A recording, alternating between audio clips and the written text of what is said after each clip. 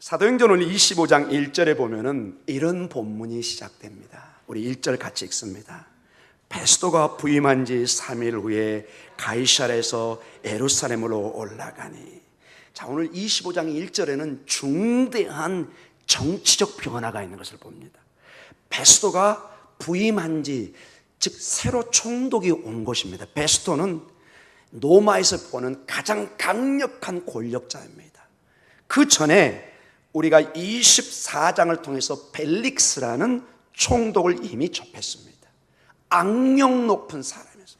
누구나 벨릭스가 언제 떠나나 이렇게 생각했던, 정말로 지긋지긋한 그런 정치 지도자, 독재자였습니다. 하나님의 때에 이 벨릭스는 그 유명한 네로 황제에 의해서 탄핵이 돼서 돌아가서 나중에 피살됩니다. 그리고 새로운 총독, 왕과 같은 신분이죠. 어떤 면에서 왕보다 더 힘을 가진, 로마의 절대 권력을 가진 베스도가 부임해 옵니다. 그런데 여러분, 놀랍게도 이 베스도는 주후 60년에서 62년, 딱 2년 정도 유대의 이 총독 일을 하고 갑자기 급사를 당합니다. 이해할 수 없는 말씀으로. 저는 이 말씀을 준비하고 참고 자료를 보면서 많은 것이 오고 갔습니다. 우리의 삶에 절대적인 힘이 우리 앞에 놓여 있을 때가 있습니다. 여기는 어떤 정치적인 권력입니다. 우리에게 어떤 문제가, 영적인 문제가, 물질적인 문제가, 건강의 문제가 도저히 우리의 힘으로는 마치 바위에 결안치듯이 꼼짝않고 있는 그런 강력한 힘처럼 나에게 다가와서 나를 짓누르고 잠을 자지 못하게 하고 온 내 생에 말할 수 없는 고통을, 말할 수 없는 번뇌를, 고통을, 힘을 쏟게 하는 그런 문제가 분명히 있는 것을 보게 됩니다. 사랑하는 성도 여러분, 하나님의 때 벨릭스 총독은 하야를 시켜버립니다. 하나님의 때에 새로운 총독이 오고 하나님의 때에 그 사람의 생명을 걷어가십니다. 사랑하는 성도 여러분, 모든 세상의 권력은, 세상의 모든 것은 주권자이신 하나님에게 있다는 것입니다. 이게 여러분 이 25장 1절에 베스도가 부임하니, 즉 새로운 총독, 옛 총독이 사라져버립니다. 하나님의 때에 반드시 우리의 기도에 응답하시며 주를 믿고 신뢰하는 가운데 하나님의 놀라운 역사가 일어날 줄 믿습니다.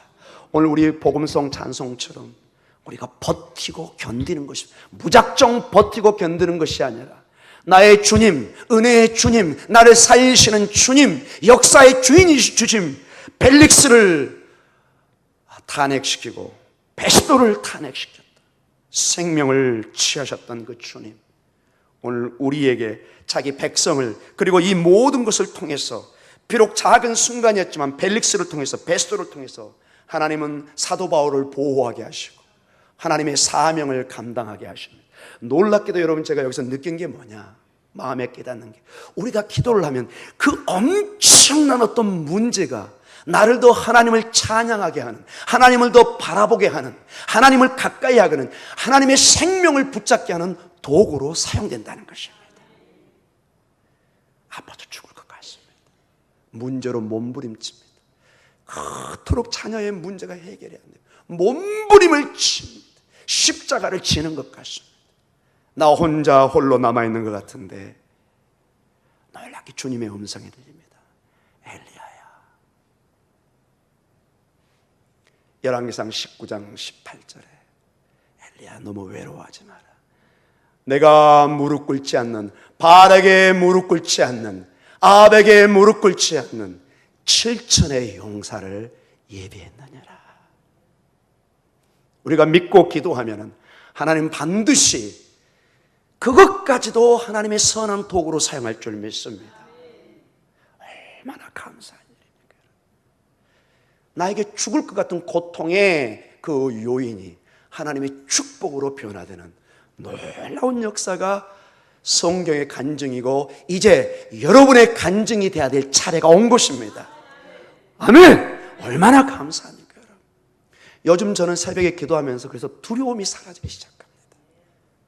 많은 성도들의 문제와 기도의 제목을 하루도 몇 번씩 우리 교육자로부터 때로는 개인적인 전화를 통해서 받습니다. 처음에는 제가 막 이게 터질 것 같아요. 너무 힘들어가지고 이걸 내가 다 어떻게 감당하나.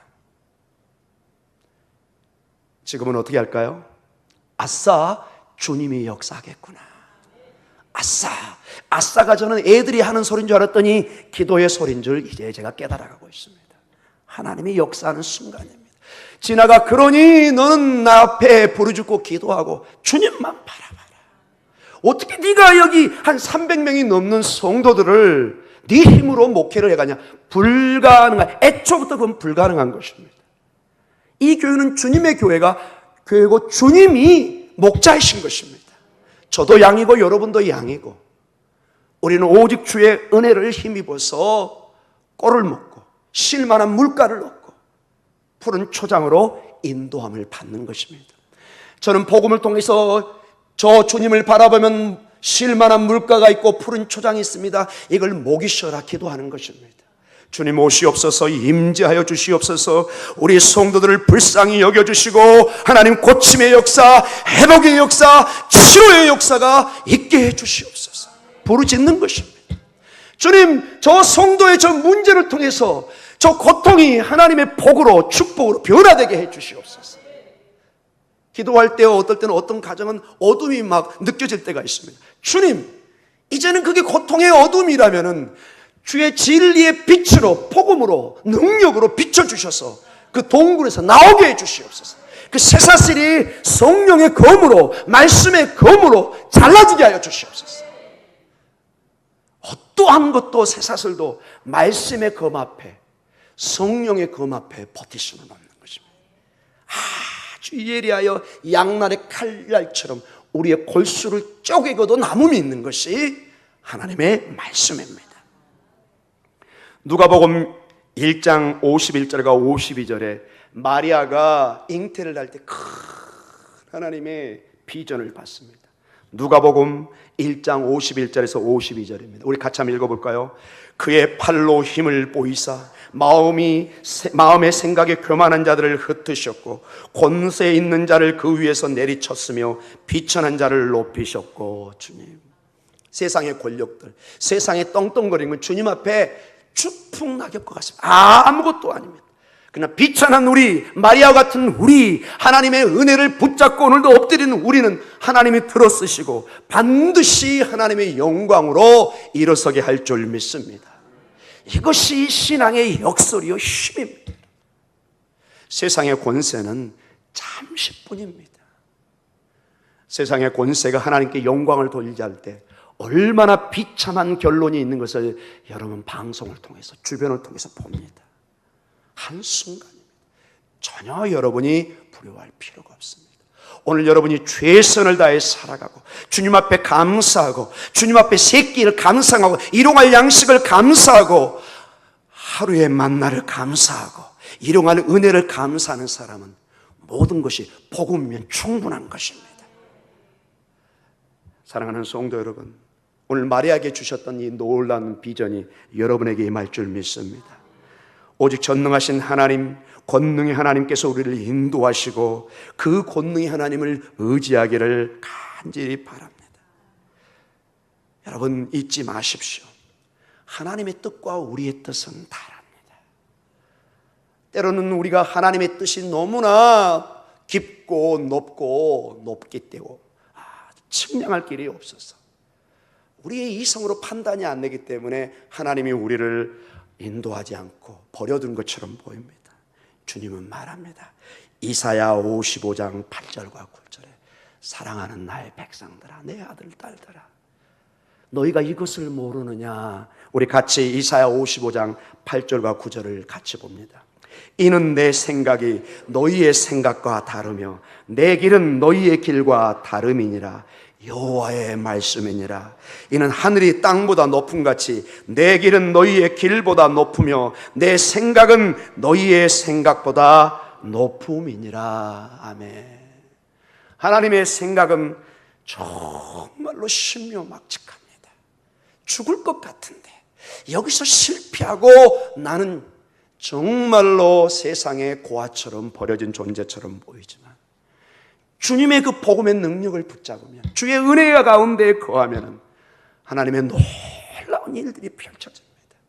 여러분이 그것을 여러분의 삶에 경험하는 날이, 매일매일 그것을 보는 날이 있기를 간절히 원합니다. 여러분 정말로 하나님의 기적을 못 보고 계십니까? 여러분이 정말 지인 중에 주변에 아픈 사람 병원을 한번 가보십시오.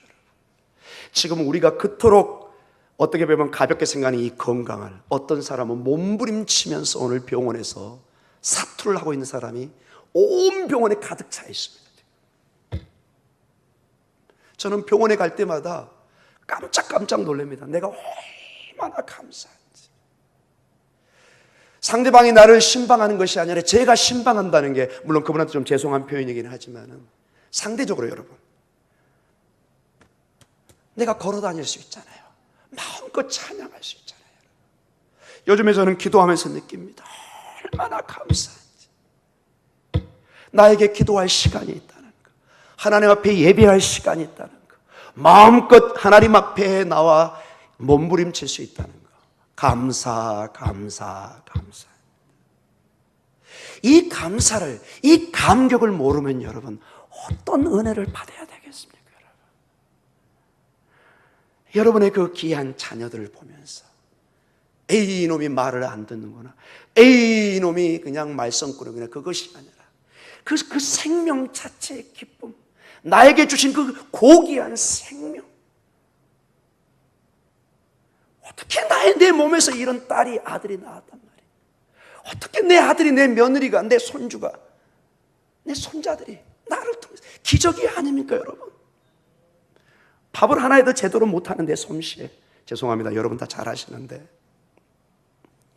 놀라운 기적들이 내 삶에 넘치고 넘칩니다. 그거 하나하나를 여러분 이제 감사하십시오. 그러면 더 많은 감사가 넘칩니다.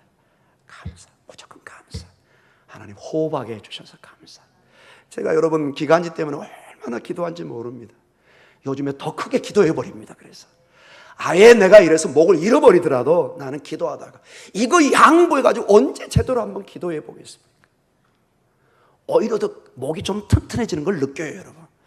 이열치열, 더울 때는 아예 더운 걸 먹어버려야 됩니다, 여러분. 사랑하는 성도 여러분, 외국 사람이 이해하지 못하는 게 뜨거운 국물을 먹으면서 아 시원하다, 다 이상한 사람으로 생각합니다. 근데 여러분, 우리의 육체는 정말로 뜨거울 때 뜨거운 걸 먹으면 몸이 시원함을 느껴지는 것입니다. 할렐루야. 이 시간에 여러분 성령의 충만한 역사가 있어서 먼저 모든 그거 하나하나, 여러분의 자녀들, 여러분의 남편, 아내, 모든 거 얼마나 감사. 교회 여러분 봉사하면, 오늘 보니까 봉사하는 사람이 많다, 그 더위에. 근데 여러분 가만히 생각해 보십시오. 내가 아파서 지금 병원에서 몸부림치고 있다고 생각해 보십시오. 그 병원비만 생각해도 수천만 원씩 나갑니다. 내가 튼튼해가지고 봉사할 수 있는 거, 벌써 오늘 수천만 원 번 거잖아요. 여러분 그 생각은 안 드나요? 여러분 가끔 그 생각을 못 하시는 분이 계세요. 여러분. 병원에만 안 가도 여러분 여기 돈 많이 버는 사람 많이 계실 거예요. 생각만 조금만 바꾸면 놀라운 일이 펼쳐집니다. 모든 게 기적이고 감사합니다. 모든 게 감사. 어느 날 제가 하도 더워가지고 기도하다가 좀 짜증이 났습니다. 근데 기도하다가 생각이 났습니다. 이 더위에 이익 보는 사람도 있겠구나. 가만히 그러다 방송을 보는데 아이스크림 장사가 막 난리가 난 거예요. 할렐루야. 이걸 통해서 또 이익을 엄청 보는 사람이 있어요. 지금 얼음이 막 나간대요. 막 그냥. 할렐루야. 감사할 조건을 찾으면 넘칠 줄 믿습니다. 사랑하는 성도 여러분, 하나님의 생각은 우리와 생각과 다르고 우리가 미처 알지 못한 놀라운 일을 여러분에게 펼쳐 보이시고 준비하고 있는 줄 믿으시기 바랍니다. 사도 바울은 믿긴 하지만 이 과정을 잘 몰랐을 수도 있을 것입니다. 그러나 주를 신뢰하고 붙잡을 때 그들을 죽이려고 하는 그 수많은 권력과 그 흐름 속에서 하나님은 벨릭스와 베스도 노마의 제국의 그 힘을 통해서 그를 죽이려고 오늘도 예루살렘으로 과계해가지고 죽이려고 아직도 암살범이 있습니다. 하나님이 다 보호해 주시고 가이사를 통해서 로마에 가서 이 모든 것을 전하게 하십니다. 로마의 감옥에 있던 사도 바울이 옥중에서 이런 말을 씁니다. 옥중에서 곧 나중에 죽습니다. 여러분, 참송에 당합니다. 그러나 사도 바울은 이렇게 빌립보 교회에 편지를 보냅니다. 빌립보서 1장 12절과 13절입니다. 여러분, 이걸 보면서 한번 새롭게 여러분의 환경을 보시기 바랍니다. 우리 같이 한번 읽겠습니다. 형제들아, 내가 당한 일이 도리어 복음 전파에 진전이 된 줄 너희가 알기를 원하노라. 이러므로 나의 매임이 그리스도 안에서 모든 시대함과 그 밖의 모든 사람에게 나타났으니. 감옥에 갇혀서 그 비참한 상황 속에서 사도 바울은 감옥이 아니라 다니면서 복음을 전할 줄 믿었습니다. 근데 하나님이 이상하게 딱 가둬버립니다. 그래서 복음이 모든 이 손발이 묶여서 복음이 전해질 줄 몰랐는데 어리여 이 감옥 안에서 시대와 간수들과 상가가지도 못했던 사람들에게 복음을 전하는 기회를 얻습니다. 사도 바울은 모든 것을 복음을 전하는 기회로 삼고 하나님의 영광을 드러내는 것을 보게 됩니다. 사랑하는 성도 여러분, 때로는 고통이, 어려움이, 감옥이 요셉과 같이 그 감옥이 나중에 보니까 최고의 하나님의 예배의 시간이었고 최고의 이집트의 교수 밑에서 정치, 경제, 문화를 다 공부하는 시간이었습니다. 어떻게 그걸 알 수 있나요? 여러분, 요셉이 감옥에 갇혔을 때 이집트의 고관들이 들어왔잖아요. 가만히 보면 전부 다 그 분야의 전문가들입니다. 정치, 경제 다 그 바로 왕의 조언자들이에요. 지금 같으면 아주 최고의 교수도 전문가들이에요. 근데 이 요셉과 있으면서 그걸 다 가르쳐 주잖아요. 하나님이 감옥 생활에서 누구도 경험하지 못한 특별 레슨을 시켰던 것입니다. 돈 한 푼 안 들이고 안전하게 최고의 교사를 불러가지고 그것도 1대1로. 할렐루야. 여러분, 그걸 보시면 하나님의 이 일은 신묘막측합니다. 여러분이 모든 걸 감사하고 하나님을 신뢰하시면 주님은 놀라운 방법으로 인도해 갈 줄 믿습니다. 자, 그리고 시간이 너무 많이 갔기 때문에 마지막 부분을 다루도록 하겠습니다. 자, 이 3절에 보면은 베스도를 호위해서 예루살렘으로 다시 가이사랴에 있는 바울이 예루살렘에 가면 죽이려고 작정을 합니다. 그러나 바울은 가지 않는다고 그러고 데려가지 않고 마지막 그래서 대신 저 유대의 간원들이 가이사랴까지 내려와서 바울에게 이제 신문을 하고 재판을 겁니다. 그때 10절로 이렇게 얘기합니다. 10절, 11절, 12절의 역사이 나타납니다. 10절부터 같이 한번 읽어볼까요? 바울이 이르되 내가 가이사의 재판자리 앞에 섰으니 마땅히 거기서 신문을 받을 것이라. 당신도 잘 아는 바와 같이 내가 유대인에게 불의를 행한 일이 없나이다. 11절입니다. 만일 내가 불의를 행하여 무슨 죽을 죄를 지었으면 죽기를 사양하지 아니할 것이나 만일 이 사람들이 나를 고발하는 것이 다 사실이 아니면 아무도 나를 그들에게 내줄 수 없나이다. 내가 가이사에게 상소하노라 한데. 12절 베스도가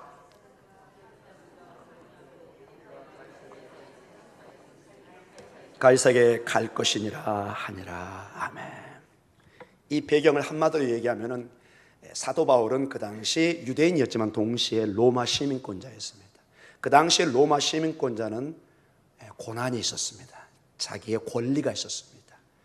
로마에 가서 재판을 받을, 이거를 만약에 본인이 호소하면 누구도 막을 수 없습니다. 만약에 이걸 어기면 이 총독도 큰 문책을 당합니다. 마지막 호소를 합니다. 나 가이사, 즉 어디를 가겠다는 거죠? 로마에 가겠습니다. 사도 바울은 자기의 이 결정적인 순간에 권리를 주장합니다. 여러분, 이것과 우리의 기도의 삶 마지막을 살피면서 오늘 기도하기를 원합니다. 사도 바울이 로마 시민으로서 그 권리를 주장하는 게 오늘 전체의 이 본문의 핵심 내용 중에 하나입니다. 로마 시민권자로서 로마에 가서 재판을 받고 싶다는 것입니다. 유독 이 사도 바울이 강력하게 이것을 주장합니다. 바울은 로마로 가게 되고 결국 거기서 복음을 전하는 기회를 갖게 됩니다. 비록 바울이 많은 위험과 고통, 어려움과 모함 등을 당하지만 하나님께서는 당신의 뜻을 당신의 사도를 통해서 이루시는 것을 보게 됩니다. 자, 이 로마로 가는 것은 하나님의 큰 이미 약속이 있는 것을 보게 됩니다. 사도행전 19장 21절에 주님은 그 고통 속에서도 환상 가운데, 특별한 환상 가운데 이렇게 말씀하십니다. 같이 한번 읽어볼까요? 사도행전 19장 21절입니다. 이 일이 있은 후에 바울이 마케도냐와 아가야를 거쳐 예루살렘으로 가기를 작정하여 이르되 내가 거기 갔다가 후에 로마도 보아야 하리라 하고. 자, 이 사도 바울은 이러한 하나님의 인도함 속에서 결정을 하면 나는 반드시 로마를 가야 된다. 근데 이러한 가운데 이제 사도행전 23장 11절, 우리가 저번 주에 봤던 이 말에 큰 환상이 나옵니다. 감옥에 갇혀 있는데 죽을 것 같은 상황 속에서 사도행전 23장 11절입니다. 같이 읽습니다. 그날 밤에 주께서 바울 곁에 서서 이르시되 담대하라, 내가 예루살렘에서 나의 일을 증언한 것 같이 로마에서도 증언하여야 하리라 하시니라. 아멘. 하나님의 큰 환상을 통해서 반드시 로마에 갈 거 하는 확신을 다시 주시기 시작합니다. 자, 오늘 본문의 핵심 중에 하나는 강력한 본인의 소명을 알고 사명을 알고 로마에 가기 위해서 그 방법 중에 하나인 자기의 권리를 주장합니다. 베스도요, 나는 로마 시민권으로서 이 재판을 여기서 받지 않고 로마에 가서 받기를 원합니다. 나를 그쪽으로 보내주세요. 그래서 그쪽으로 가게 됩니다. 자, 제가 마지막으로 여러분과 한번 이 기도 시간 바로 전에 한번 정말 우리가 한번 논해야 될 게 뭐냐. 우리 안에 두 가지 면이 있습니다. 우리가 하나님이 전적으로 역사할 때 우리가 잠잠해야 될 때가 있습니다. 너는 잠잠하라. 하나님이 어떤 분인가를, 내가 누군가를 너에게 보여주겠다. 때로는 우리가 잠잠히 하나님의 역사하심을 봐야 될 때가 있습니다. 그리고 반대로 오늘처럼 적극적으로 우리가 권리를 주장하고 우리 편에서 하나님 앞에 나아가고 기도하고 하나님의 사명을 위해서 몸부림쳐야 되는 우리 편에 결단이 함께해야 될 순간들도 있습니다.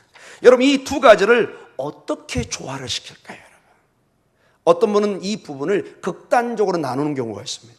하나님이 다 알아서 하니 우리는 기도할 필요도 없고 그저 하나님의 은혜면 다 됩니다. 이렇게 주장하는 사람이 있습니다.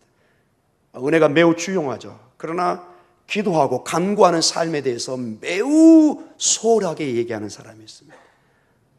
매우 비성경적입니다. 반대로 우리는 하나님도 하지만은 무조건 기도해야 됩니다. 모든 것이 우리가 기도해야만이 일어납니다.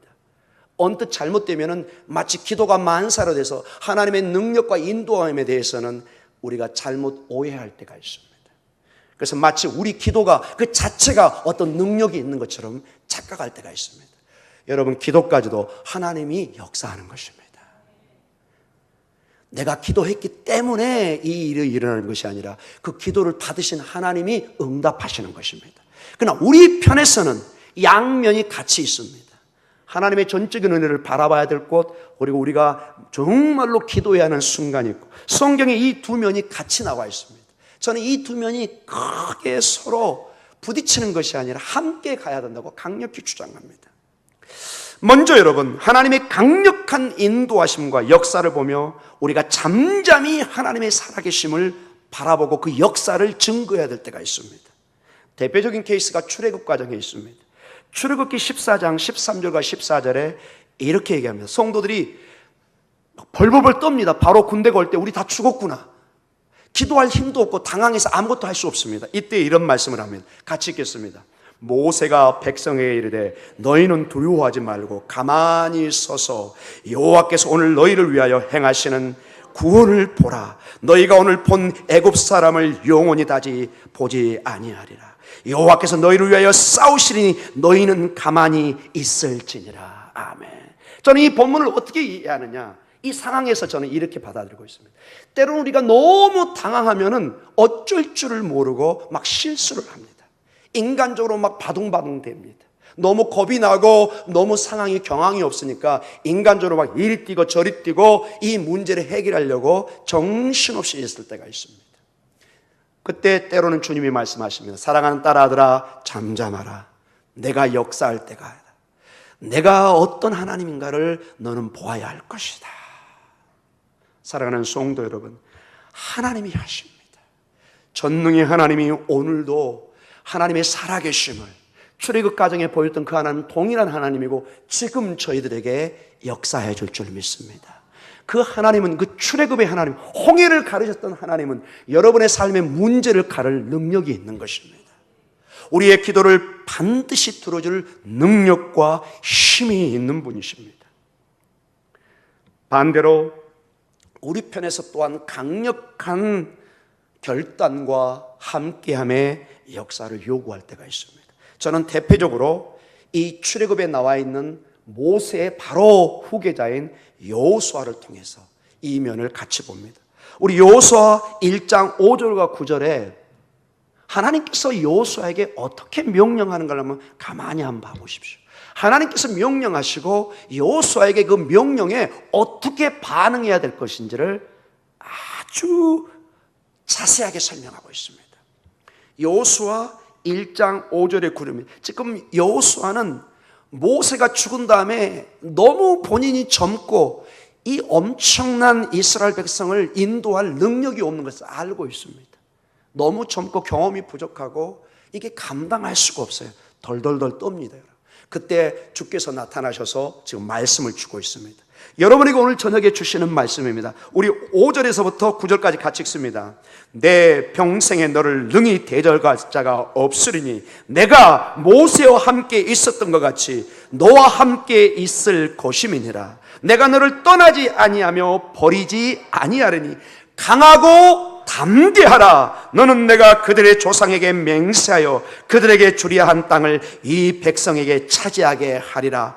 오직 강하고 극히 담대하여 나의 종 모세가 내게 명령한 그 율법을 다 지켜 행하고 우로나 좌로나 치우치지 말라. 그리하면 어디로 가든지 형통하리니 이 율법책을 내 입에서 떠나지 말게 하며 주야로 그것을 묵상하여 그 안에 기록된 대로 다 지켜 행하라. 그리하면 네 길이 평탄하게 될 것이며 내가 형통하리라. 9절 같이 읽습니다. 내가 내게 명령한 것이 아니냐. 강하고 담대하라. 두려워하지 말며 놀라지 말라. 내가 어디로 가든지 내 하나님 여호와가 너와 함께 하느니라 하시니라. 주께서 함께 하시고 말씀하십니다. 그러나 여호수아에게 요구하는 것이 있습니다. 먼저 심적으로 뭐 하라는 거죠? 강하고 담대해야 됩니다. 강하고 담대하셔야 됩니다. 그 하나님, 그분을 신뢰하며 강하고 담대하게 있어야 됩니다. 그리고 여기 보면 하나님의 말씀을 좌로나 우로나 치우치지 말고 그 말씀을 묵상하고 붙잡으라고 그래요. 우리에게는 말씀이신 예수 그리스도, 그 복음의 말씀, 하나님의 생명의 말씀을 붙잡고 든든히 서는 것입니다. 그래서 여러분, 우리가 해야 될 게 뭐냐? 그냥 강하고 담대한 게 안 되거든요. 여러분, 기도하셔야 됩니다. 그래서 하나님, 저에게 강하고 담대한 믿음을 허락하여 주시옵소서. 하나님, 앞길이 지금 너무나 험하고 어둡습니다. 이 기도를 마치고 제가 가야 될 길이 보이지가 않습니다. 주님, 길을 보여주시옵소서. 성령의 충만함을 허락하여 주시옵소서. 성령의 바람이 불게 하여 주시옵소서. 이 무거운 배가 성령의 바람을 통해서 움직이게 하여 주시옵소서. 제 힘으로는 이 노를 젓고 온몸이 근육통으로 뼈가 으스리고 아파서 견딜 수가 없습니다. 성령의 바람을 불어서 이 배가 움직이게 해 주시옵소서. 하나님이 이 배를 움직이셔야 됩니다. 사랑하는 성도 여러분, 우리가 기도할 때 하나님이 주신 마음은 두려워한 마음이 아니라 담대한 믿음인 줄 믿습니다. 알 수 없는, 분명히 환경은 지금 죽을 것 같은데 마음에 강하고 여러분, 여호수아 1장에 이 말씀을 줄 때 환경에 어떤 변화가 있나요? 없나요? 아무것도 없어요. 하나님 막 하늘에서 막 천사를 막 그 예비 군대를 보내주고 이런 거 아무것도 없어요. 그냥 변한 것은 여호수아하고 하나님과의 만남뿐이에요. 그리고 여호수아의 심령에 변화가 일어나기 시작해요. 담대한 믿음이 시작합니다. 내게 주님이 말씀하고 계시구나. 주님이 나와 함께 하시구나. 그러니 누가 나를 대적하래요. 강한 믿음이 있습니다. 사랑하는 성도는 믿음이 바로 이런 것입니다. 나에게 아무것도 변화가 없어 보이지만은 하나님의 말씀이 주께서 확신을 줍니다. 기도 가운데 확신을 줍니다. 뭔가 이렇게 표현할 수 없는 건데 기도를 깊게 들어가면 여러분 마음에 성령께서 뭔가 깨달음을 주십니다. 딸아, 아들아, 너는 살 것이다. 너는 승리할 것이다. 내가 너와 함께 하마. 너는 강하고 담대하라. 내가 세상을 이겼노라고 말씀을 깨닫게 하고 마음에 담대함을 주고 일어설 때 뭔가 가슴을 치는 그것이 있는 것을 여러분 깨닫게 될 것입니다. 그래서 여러분, 우리는 두 가지입니다. 하나님께서 하십니다. 하나님의 능력이 계십니다. 그러나 우리는 동시에 기도로서 그 하나님의 역사가 이루어지도록 우리는 간구하고 초청해야 될 줄 믿습니다. 예레미야 33장 3절로 오늘 마지막 말씀을 주면서 기도하기를 원합니다. 예레미야는 그 고통 속에서 이렇게 성도들에게 외칩니다. 여러분에게 외칩니다. 같이 우리 읽겠습니다. 너는 내게 부르짖으라. 내가 내게 응답하겠고 내가 알지 못하는 크고 은밀한 일을 내게 보여내라. 아멘. 부르짖으라. 간구하라. 기도하라. 구하고 두드리고 찾으라. 그러면 문이 열리고 그러면 응답이 있을 것이고 그러면 하나님의 역사가 있을 것을 말씀하시면 이거를 논리적으로 설명이 불가능합니다. 여러분, 하나님이 그렇게 약속을 주셨고 크고 비밀한 것을 너희가 부르짖을 때 너희에게 보이리라고 말씀하십니다. 이걸 제가 어떻게 증명합니까? 어떻게 여러분에게 다 설명합니까? 하나님이 여러분에게 설명하실 것입니다. 하나님이 여러분에게 직접 응답하실 것입니다. 그것을 우리가 깨달아갈 때 놀라운 힘이 생깁니다. 담대함이 생깁니다. 사도 바울 보세요, 여러분. 로마 제국이 유대 관원들이 꽉 차가지고 한순간에 죽을 수 있는 위치잖아요. 사도 바울 이 행동을 봐보세요. 눈 하나 끄떡하지 않습니다. 당당하게 본인이 죄가 없음을 얘기합니다. 나는 가이사라에게 호소합니다. 여러분, 기도하면은 오히려 이성이 더 맑아집니다. 판단력이 영민해집니다. 배운 건 많지 않은데 기도 많이 하시는 분 여러분 봐보세요. 말씀을 탐구해서 웬만한 박사학위 저 같은 사람 게임도 안 됩니다. 그 순간순간에 얼마나 지혜가 많은지 상상을 초월합니다. 하나님이 말씀해 주십니다. 하나님이 깨달음을 주십니다. 그런 식으로 여러분이 자녀들과 주변에 대화를 해가면 사람들이 깜짝깜짝 놀랍니다. 세상에 감당할 수 없는 놀라운 은혜가 여러분의 기도 가운데, 여러분의 강하고 담대한 믿음 가운데 임하기를 간절히 축원합니다. 우리 이 시간에 간절히 한번 먼저 기도하는 시간을 갖도록 하겠습니다. 주님, 역사를 주관하시는 하나님 아버지, 그것은 동시에 우리를 주관하시는 아버지 하나님이십니다. 주님, 오늘도 나를 주관하여 주셔서 내 마음의 두려움과 어찌할 바를 모르는 그러한 낙심과 좌절과 공포와 그러한 두려움이 있습니까? 주님, 역사를 주관하시는 그 주님을 바라보게 해 주시옵소서. 주님이 살아계셔서 오늘도 나와 함께 하시는, 나를 인도하시는 하나님을 바라보게 해 주시옵소서. 우리 이 시간에 주의 이름 한번 부르면서 이 생명의 하나님 앞에 우리 한번 나아가도록 하겠습니다.